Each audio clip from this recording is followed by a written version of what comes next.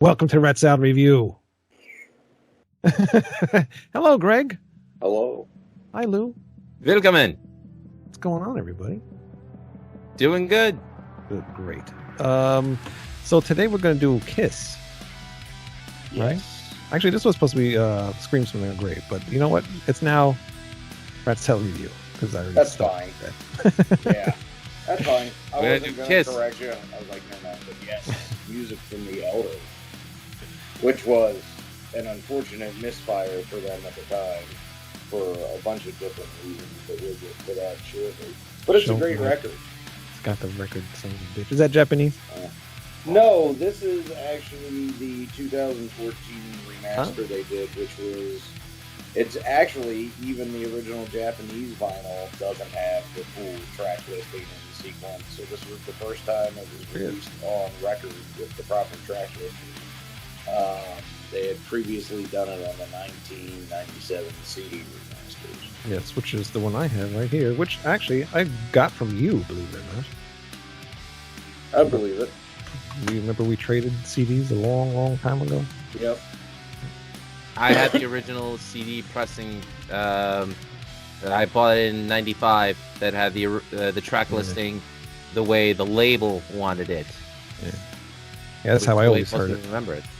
Yeah, well, they freaked out and put what they thought would be the two hits at the beginning for each side.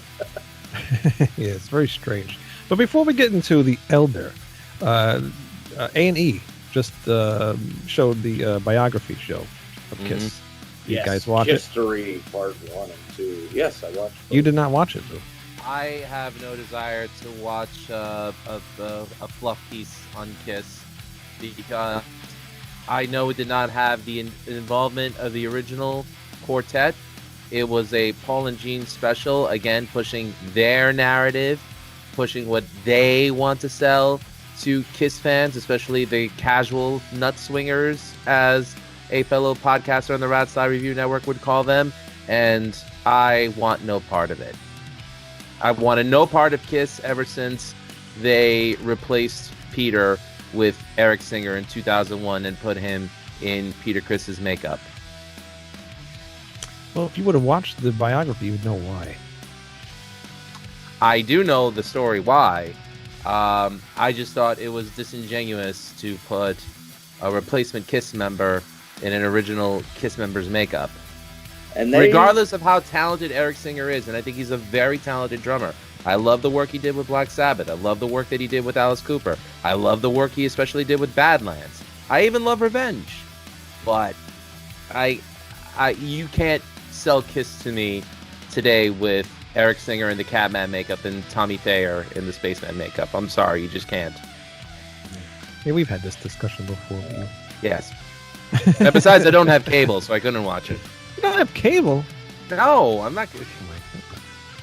No, I have Roku. What do I need cable for? A bunch of channels I don't want? Yeah. But me and Greg did watch it.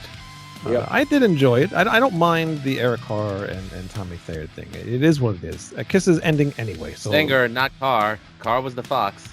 Oh, well, I said I'm sorry. Whatever. Eric Singer. And Eric Singer's been in the band forever, so it's fine with me. And like I said, they'll be ending soon anyway. So apparently. Or will they? Wait, one thing that was kind of funny how both Gene and Paul, even when other guys that they're interviewing in it, like Tommy Thayer and Doc McGee, say directly contrary things, both Gene and Paul are believing their own bullshit of, that was the farewell tour to the original lineup. It was always meant to be that. Yeah. Okay. We all know that's not the story. Yeah.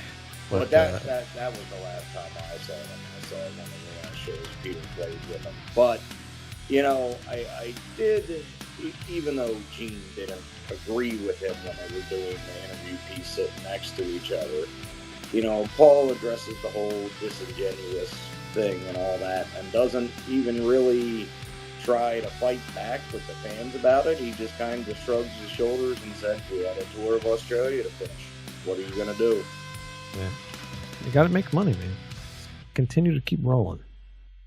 Well, I mean, you know, even though I don't necessarily agree with the situation and never have, what are you going to do when you got 9 shows to finish on a multi-million-dollar tour? You know, Right.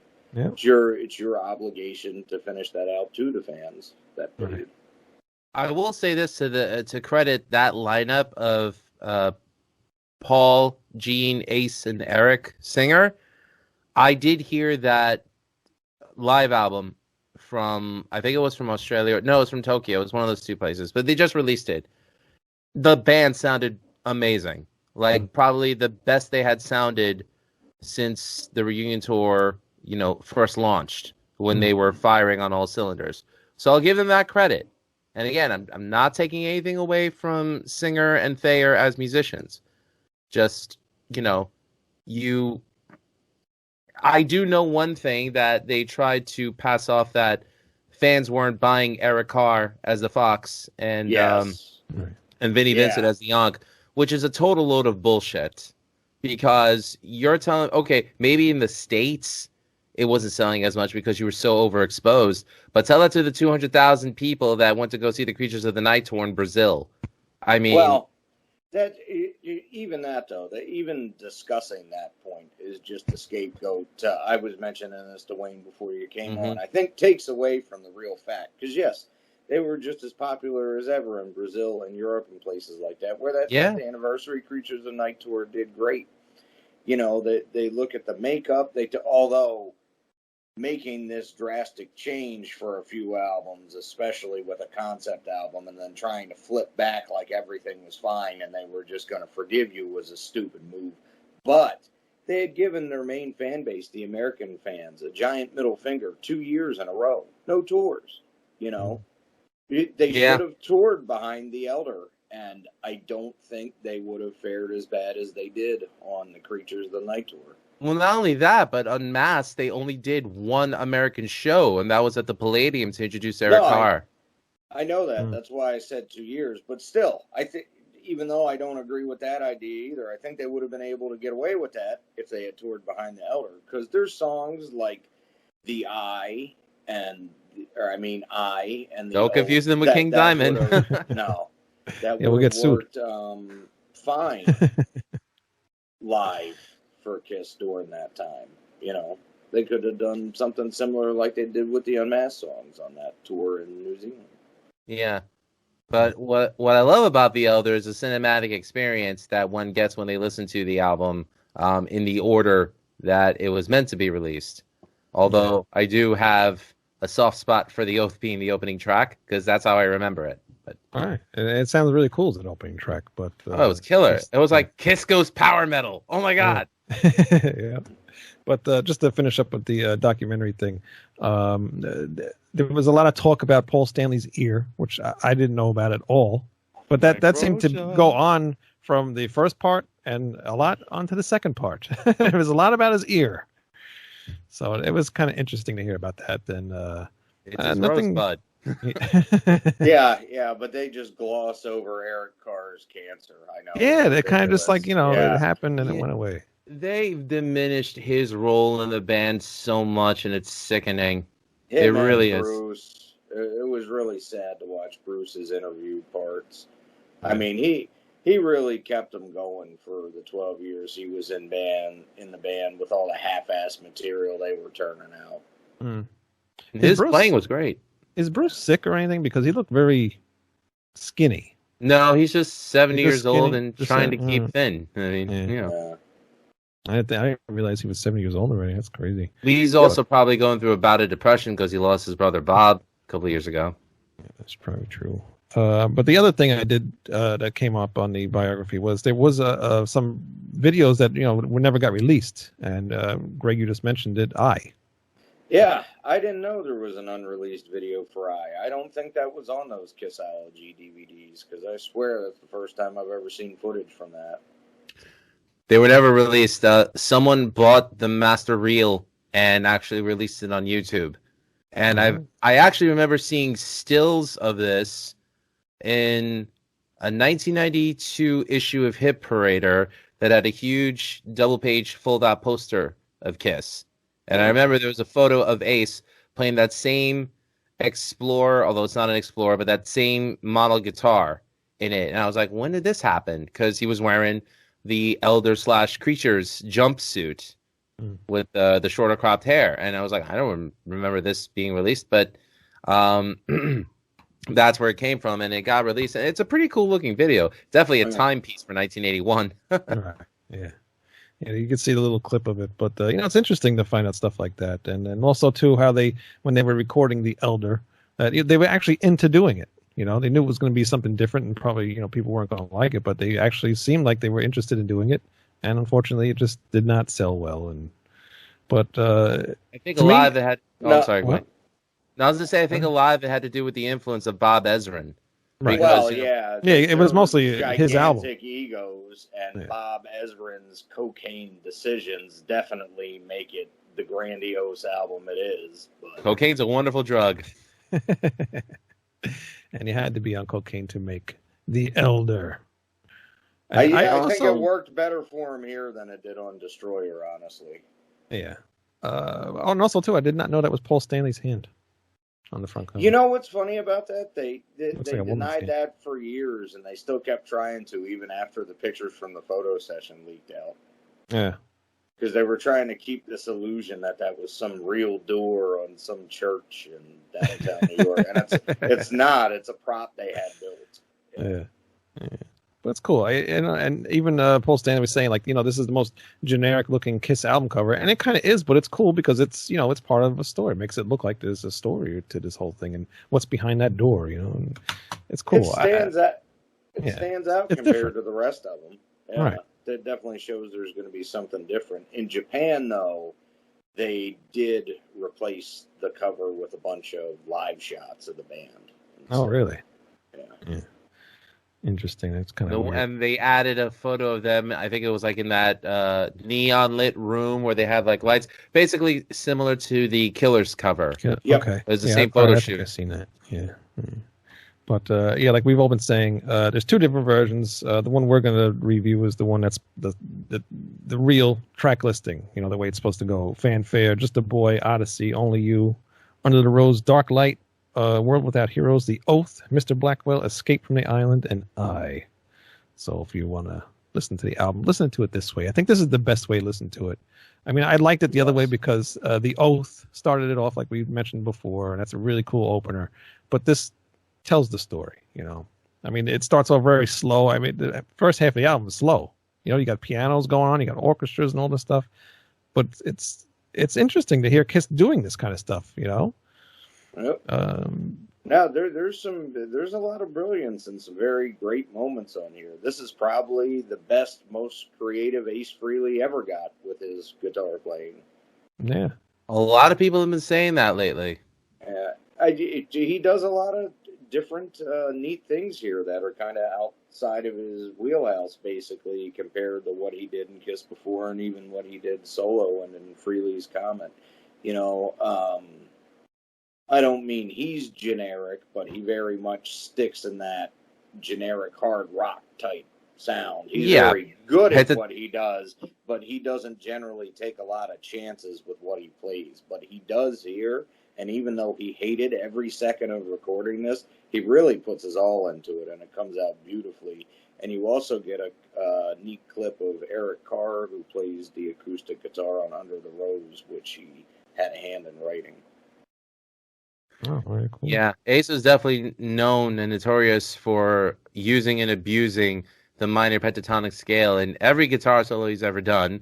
But you know what? When you do it well, it doesn't matter. You don't need to be Yngwie Malmsteen or Vinnie Vincent for that matter. But I have to, as a guitar player, even I got to say, some of the most soulful playing that he did on songs like Under the Rose, and even the solo that he did for Dark Light. I mean, probably at that point his most technical, and it was, good on Ace for being experimentative with that album. Yeah. Just a Boy. I love that song. It's got so much it's very catchy. The chorus, and actually, it's probably one of the most highest things that Paul Stanley has sung in like a while. I would imagine, right? I don't really hear him sing that high. I think this is the album he uses his falsettos the most. A lot, on, actually. Yeah. Yeah, and hearing him, I'm not going to do it. I've actually just almost lost my voice trying. Well, he did use his falsetto twice on Dynasty. He used it on "I Was Made for Loving You" and "Magic Touch." Yeah, but not as much as he does on this record. Not like this. This is the Just a Boy's.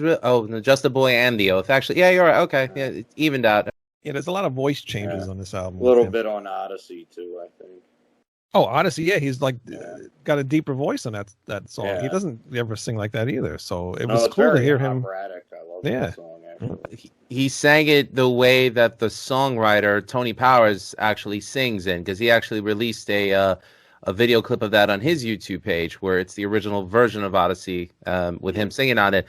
By the way, Tony Powers is also I want to say it was Tommy Two Time from Goodfellas. He's the guy that wrote Odyssey. Okay. Oh, really? Okay. Didn't know that. I'm gonna go get the papers. That's him. Yep. So I have no idea. No, I know exactly who he's talking about. I didn't know that he wrote a Kiss song, though. That's pretty cool. Well, he wrote it for himself. But I think Bob Ezrin said, "Can we buy your song?" And he said, "Okay." Yeah, that's what happened. Yep. So it's a Kiss song. It's a Kiss song. All right, screw it. And also, Greg, somebody you very much dislike is on this album, or wrote a song on this album, I should say. He wrote some lyrics. It's not just him. Yeah, everyone talks about Lou Reed like he's this amazing guy. He was never cool. People did too many fucking drugs in the 70s, man. Yeah, I did not. What did he write though? I didn't look it up. I think he wrote "World Without Heroes." Yeah, oh, he did? Really? I think he wrote the lyrics to that with. Yeah, Gene wrote the music. Lou Reed wrote the lyrics. I'm pretty sure. That's cool. Probably the only song he wrote that I like. Yeah, same here. I remember seeing that video. I think they used to play it on Headbangers Ball. Yep, it is A World Without Heroes. And Mr. Blackwell too, apparently. Yeah. But I remember seeing A World Without Heroes, and I'm like, "What the hell?" This is before I even knew about The Elder. And I was just getting into Kiss at the time. Like, what is this? This sucks, And I never really liked that song until I actually bought the album. And you saw it on Headbangers Ball? I think it was on Headbangers Ball. It was on MTV, some video channel. Back. I remember them playing it on Night Flight, but I don't know. It may be some nighttime thing. But I remember seeing it though, and I was just like, what is this song from? It's garbage. But when I bought the album, it's not a bad song. Actually, it's one of my favorite songs off of this thing. And what else? Only You. That's a really cool song too. That song's awesome. Later covered by Doro Pesh in its original form. Oh, on what album? I think it was released in either 89 or 91. Yeah, I think that's the solo album that Tommy Thayer plays on, actually, isn't it? Wow, does that make a whole lot of sense? Yeah, it is. Oh, I'll have to listen to that because I never even knew about that. That's cool. And Under the Rose, that's a really good song as well. I love that song. That's such a great track. Mm-hmm. I wish Eric were alive to ask him more about it as far as the composition and everything, because he'd answer you. Yes, if he were alive, that is. And he would answer honestly. And unfortunately, there's just not like. That's one of the things that's always really sucked about the other guys being just employees, basically, is they never really say a whole hell of a lot in the interviews, and they're never usually interviewed on their own. So they pretty much just toe the Kiss line, which sucks. Mm-hmm. Which is why they made it a point during concerts, especially Eric Carr would make it a point to actually engage the fans one-on-one in conversation and sign everything, not leave the arena till he signed everything, and he is truly loved by, the Kiss fans. Oh, yeah. It's just a shame that the two partners in Kiss don't show him that same love. Meanwhile, I'm like, this is the guy that kicked you in the ass for 10 years to keep going and play shows. And, keep your name relevant to the fans. You know, fuck what the media said. They're the fans. They're the ones that got you where you were, you schmucks.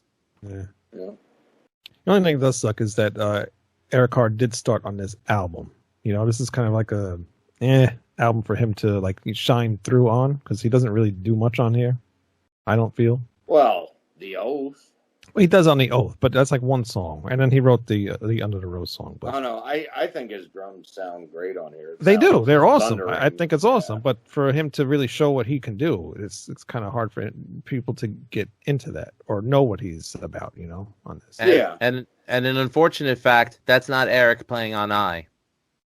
No, it's Oh, really? Alan Schwartzberg. Mm-hmm. Did not know that. So Kiss was even replacing replacement members on albums. Yeah, but that went on through their whole career, right? There was a lot of people I that know. displayed on stuff. So. Yeah. Even That's not back even when, Gene playing on Animalize, but that's okay. We're moving along. but then the album kind of takes a turn a little bit. Dark Light. You know, every album had to have, well, after a certain point, every album had to have a Ace Frehley song, and this one it doesn't work for me. The solo part is cool, but it just seems like he was writing the lyrics as he was doing the song. I love the solo and the verse pieces, but I don't know, the chorus. It's a little weird, haphazard of a song. I like it, but one of my least favorite Ace songs. I mean, it's not Torpedo Girl, but it's weird. Oh dear God! Yeah. It was originally written in demo form as "Don't Run," which I think it's on the 5 CD Kiss box set that you have, Wayne. Okay, all right. So the format of the song was still the same, you know, like the look out, like that whole thing, and then doing like the raps in between the sung parts. Oh, I think I remember. But yeah, I mean, they just had to reconstitute it for the record, you know, make it fit within the storyline. You didn't like it? No, coming after those songs that were before it, I mean, no, those other songs are awesome. It gets clunky when it gets to this song. Really, you think so? Yeah, I didn't respectfully disagree. I'm sorry, Greg. Go ahead. Yeah, no, I didn't feel like it affected it in that way. I thought it flows right along with the rest of it, honestly. I mean, it's a little weird, but I think it really vibes with the album. Huh. Yeah, no, just doesn't. Plus, it's for me, it's the perfect lead-in for the next track. Oh no, wait a minute. It doesn't. Without Heroes. What does it? Oh, never mind. I spoke too soon. You just want the Oath to come up so bad. Yes. But we mentioned the World Without Heroes before, and what do you guys think about that? Yeah, love it. It's one of their best ballads, and I love it with the whole grandiose orchestra and everything. I mean, you know, you can definitely argue that this was a misstep for Kiss. The fans definitely did not want a concept album, but it's great, man. I mean, this is right on par, and I actually like it better than The Wall from Pink Floyd, which is another as-written, produced concept album, which is great in its own right, but this is a little bit more streamlined, and I think it goes great, and the epicness of the song, but its beauty is just awesome, too. Although my favorite version would probably be the MTV Unplugged version. Just that's a really warm, really cool performance of it, and you could tell they were all really into it. Yeah, Gene definitely put his heart and soul into that performance. that whole thing, that was one of my favorite Kiss, Unplugged shows, is that Kiss show. It is, and honestly, it's one of the only times you ever see all four of them humble. Right. Yeah. That was awesome. Yeah, doesn't happen a lot with the Star Child and the Demon, whatever he wants to be. That was one of the few times my mom actually let me watch MTV with her in the room, and I was able to, it was Halloween 1995 that aired, and I actually taped it on VHS. I still have the VHS. I just don't have a VHS player. But I love the song "A World Without Heroes." I could see why, you know, some critics might say, "Oh, it's a little pretentious." But if you think about it, the album itself is really a story of, you know, good versus evil, the story of a chosen champion, you know, the hero's tale, then setting up the villain, and by the time of the album's closing, you know, when the hero goes to, you know, face his quest, you kind of need a song like this in there for that lull. So if you think about that context, it's not pretentious at all. It's very fitting and very well written. And I have to admit, in my opinion, it's Lou Reed's finest hour as a writer. Yeah, well, yeah, definitely. Yeah. I agree. Thank God they didn't let him do a guest vocal performance. Well, no, Bob Evans smarter than that. Or anything. I'm surprised maybe they didn't try to put him on here like a spoken word type thing or something, you know? Or metal machine narration, music, whatever he called it. That shit. Yeah, refrigerator feedback. Fuck him. I can't believe people try to defend that as a great artistic choice. He's trying to get out of a record contract and did too many hallucinogens. Piece of shit. But anyway, we're talking like about someone Kiss. trying to sell the painting white on white. It's just a white canvas. Oh my God, it's so artistic. Go fuck yourselves. Jesus. Oh, don't get me started on Jackson Pollock. Hey, you have Nagel behind you. That's all we need, Nagel. We're good. That's right. Her name is Rio, and she dances on my face. Anyways, continue. Oh, God. Actually, World Without Heroes made Gene Simmons cry. He was crying in the... Yep, at the end of the video. Godzilla doesn't cry. He did it World Without Heroes. No, but he went full-on ham performance to sell that video. He sure did. Yeah, he did. I wouldn't quite call it beautiful, but it was fitting. I thought it was a really well done video. Yeah. I was 14 when I saw that video, and it meant something to me then. Now I look back and I go, "What the fuck was I thinking?" But it's okay. They were mentioning that too in the documentary about when Gene Simmons was crying and everything, and then they likened it to remember the Indian that used to be on the side of the road, and then the guy would throw trash at him. The garbage can Indian. Iron Eyes Cody or something like that. Yeah. But we do remember Wayne and Garth actually helped him clean up at the end. They forget that part. Yeah, good thing they did that. Now we get to do yourself a favor, Chief. Don't turn around. From The Simpsons. I've never seen that episode. Okay. Yeah, but yes, the Oath. I feel like I missed everything. I'm so out of loop at everything. Which is funny considering most of the references I make are at least 20 years old. Well, that just shows you I never watched television. Not for nothing. It really broke my heart when we were doing Moon and Night references back and forth. You're like, what the hell? Yeah, I don't know that.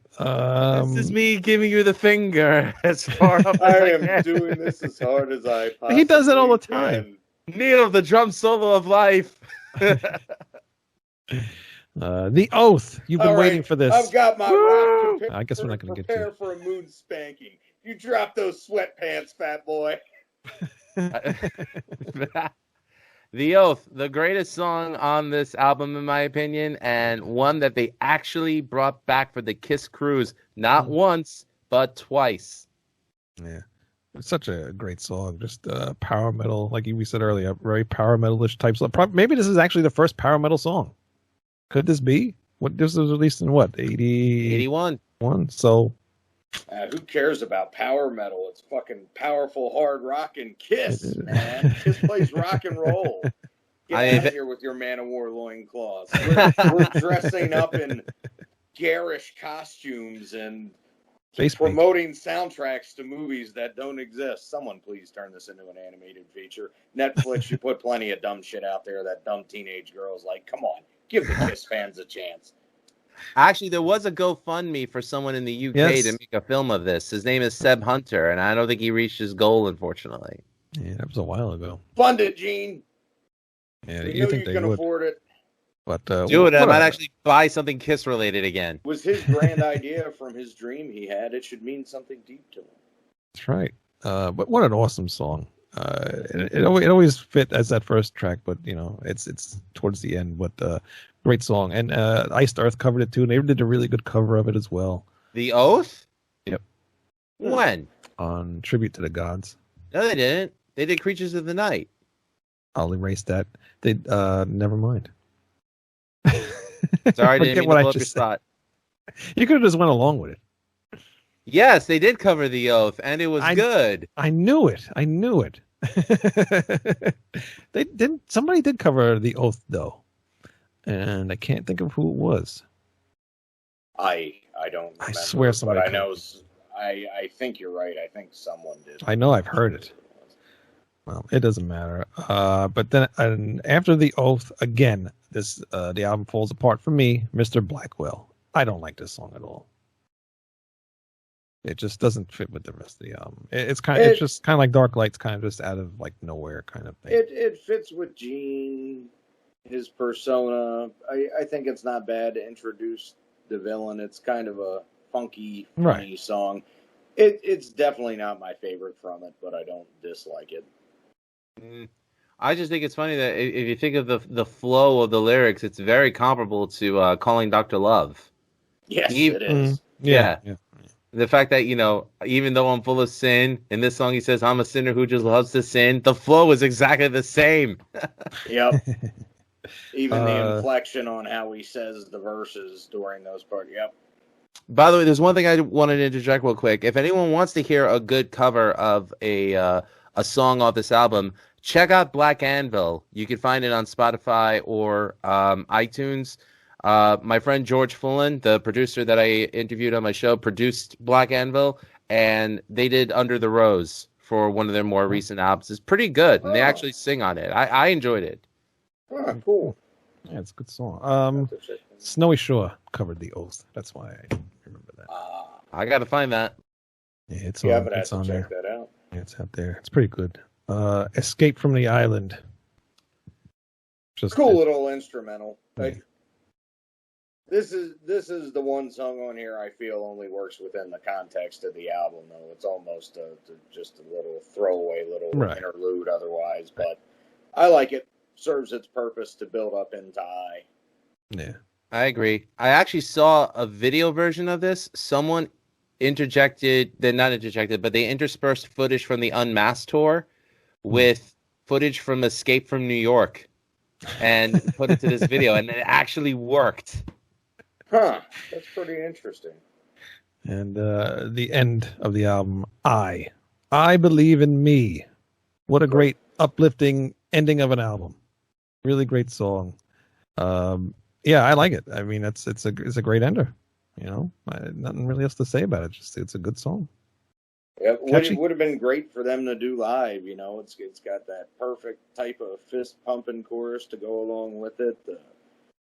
The audience can join in, and it's nice and heavy too. This is my second favorite one behind the Oath. Yeah, they could have just left the Oath and I in concerts, and I think it would have been cool. Yeah, I would have liked to have heard Under the Rose, but that's just personal preference. But yeah, live, the Oath and this would have been two killer songs to include on stage. Yeah, never get it again. Oh well. Unless there's a Kiss tribute band out there called The Elder that plays this album from start to finish, I will come see you play. Is this gotta be one? Oh, just wait till I get back there. We'll make sure. Greg will find one. I know he will. He's that good. There's gotta be one out there. But what if Kiss ever continues without Gene and Paul, and they keep Eric Singer and Tommy Thayer? I think they already voiced that they wouldn't do it without Gene and Paul. Even if they did, Gene and Paul would still retain control until they died. I don't think you'd ever get anything special. You'd end up with a Kiss traveling road show, which I don't think they want to see the brand turn into now. They've caught enough flack over the recent decisions where they've come back to maybe not the best point they've ever been at, but a respectable one, and I don't think they're going to jeopardize it by doing that. Because at one point they were even considering maybe making a girl Kiss group, and didn't they actually try that out in Korea or somewhere? Yeah, something like that. Horribly. Yeah. What were they called? Baby metal? No, just kidding. No. I don't know. No, I know it's not baby metal. No, I'm pretty positive it was South Korea though that they tried it, and it just totally blew up in their faces. Yeah. So let's go out on a happy note. I mean, you have so many Kiss tribute bands out there that are doing a great job. A lot of them were in the documentary, and I swear, some of them looked exactly like Gene, Paul, and Peter and Ace. Yeah, it was almost uncanny. I want to give a huge shout out to Ruby Mernesco, my friend who's a guitar player in Kiss Nation. Probably, in my opinion, the best Kiss tribute band on the East Coast. So They kill it every time. They're very authentic in everything that they do. They played Wildwood in New Jersey. They play the outdoor not summer festival that they have there, but like one of the outdoor like venues that they have there, and they pack it up all the time. They're great at what they do, and they sound and look and move and act just like the original four. And shout out to Billy and Chris from that band too. I'm sorry, bassist, I don't know your name, so I'll just call you Gene. And we should have them on the show, and then we can talk some Kiss with them, just like we did with the Thin Lizzy stuff. They would not be against it, especially Ruby and Billy. I know they wouldn't. Yeah, so I wonder if that'd be cool. And then I was gonna say I could also talk to my buddy Jerry D, who now lives down in Florida. The name of the tribute band he was in escapes me now, but he is probably the best Ace I've ever seen outside of the real Ace. Cool. Well, see if he wants to come on. We'll talk some Kiss, because we do talk Kiss very often on this show. Everyone, Well, we're not talking Halloween. No, we're done with Halloween until another 3-4 years, at least. And really, honestly, I think something a lot of people miss, with the superhero persona and just the grandiosity and the explosions and the stage show and just the hard driving rock and roll, is there's a lot to unpack with most Kiss albums. The guys were great songwriters. A lot of them had very different influences, and there's always cool little surprises on a record. Barring the 80s, by the time they became followers around the time of Animalize, they just... Yeah. I always get mad when people say, Kiss sucks, and they always think that there's just like a certain band, but they don't think. I really don't think that people that say that really gave Kiss time. They didn't really listen to them. They have bad songs, right? They don't have like fully bad albums. They have a lot of great songs, a lot of good songs, and a lot of amazing songs. I will never knock them as songwriters. I will not even knock them as musicians. But in terms of business ethics, no. Right, different story. But I will they're always... smart because they're millionaires. This is true. I'm not going to hate on them for that. But I will never knock the music that they put out. And newsflash, The Elder is overall my favorite Kiss album. And I realize people are being like, this guy's fucking insane. It's a matter of opinion. I love it. And hey, listen, and I love the classic 6-pack, the first 6 studio albums. I even love Dynasty. I even like Unmasked. Nice. Love Creatures and Lick It Up. But for me, music from The Elder, that is my favorite Kiss lineup. Gene, Ace, Eric, and Paul. And that Unmasked tour, when I saw it on VHS, I said, this is the band on fire, in my opinion. And it meant the most to me. So that's why this album means the most to me. Eric Carr is my favorite drummer. I know how you feel about double bass and Kiss, Wayne. I respect it. But for me, this album's the GOAT. No, Eric Carr's awesome. I didn't think he later on didn't fit with Kiss too much, but he's awesome. And he was awesome on this album. And this, I'm going to agree. I'm not going to say this is my favorite Kiss album, but it is an awesome Kiss album. And it is up there with one of my favorites. So I do agree with you being this is a great album. It's definitely in my top 5. But I could never call it my favorite because as good as it is, as great as they all play, it does not represent what Kiss is overall. Yeah. I get that. I mean, it's definitely not the representation of wham bam, thank you man music that they were doing. But, I love the effort and experimentation that they put into it. And that's what I give them credit for. Yeah. Yep. Yeah. I like when bands go out of their... Yeah. Sorry, Greg, what? Go ahead, Greg. I said no, me too. I couldn't pick it as my favorite overall. That's all. Fair enough. 4 for me. I just like when bands sometimes go out of their comfort zone, especially like with The Elder. They did a very good job on it. Some bands go out of their element and then they, flunk really bad, But I think they did fairly well on here. So if anybody, they did great. Yeah, if anybody has anything against The Elder, go back and listen to it. Just listen to it in the correct order because it flows and it makes more sense that way, and you might like it. And if you don't like it, come see us. Exactly. And forget about it even being a Kiss album. Just listen to it as an album. Take the Kiss name away. Yeah. And listen to it. So that's that. Yep. There's something here for everyone to enjoy. I think so. Definitely check it out. Very underrated record. It is. Agreed.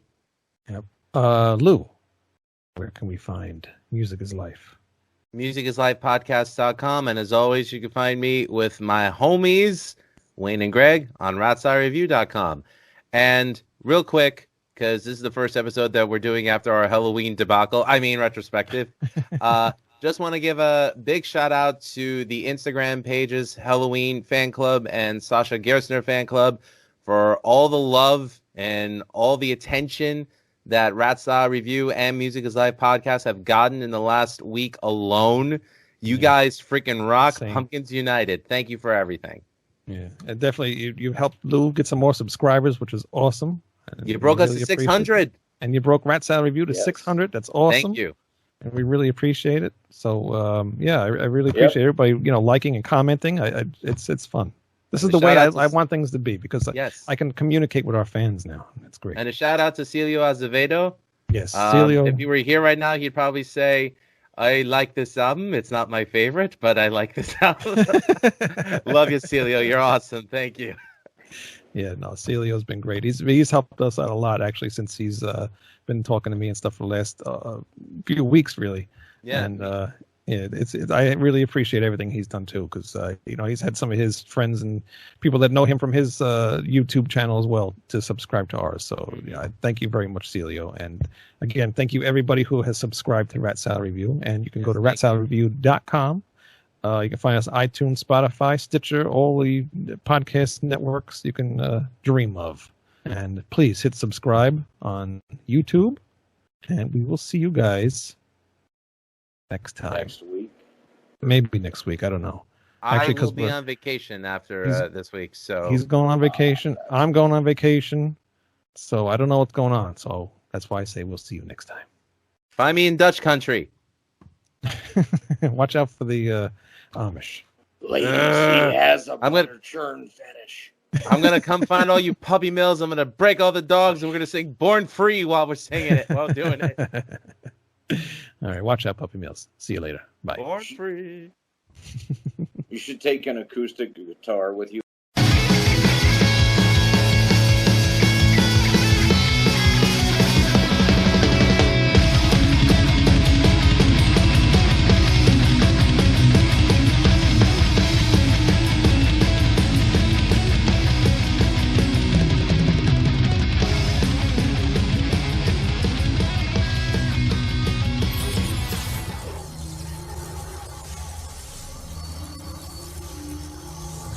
What?